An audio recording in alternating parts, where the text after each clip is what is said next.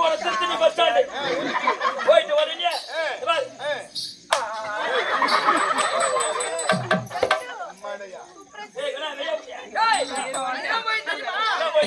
சாப்பிடுற போய்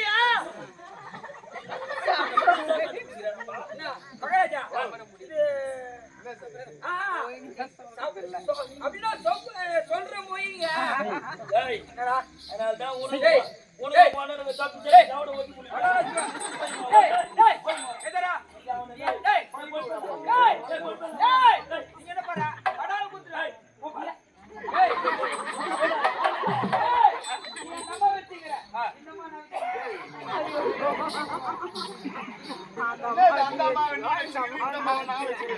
மகாராஜா காவல் இருக்கிறேன்னு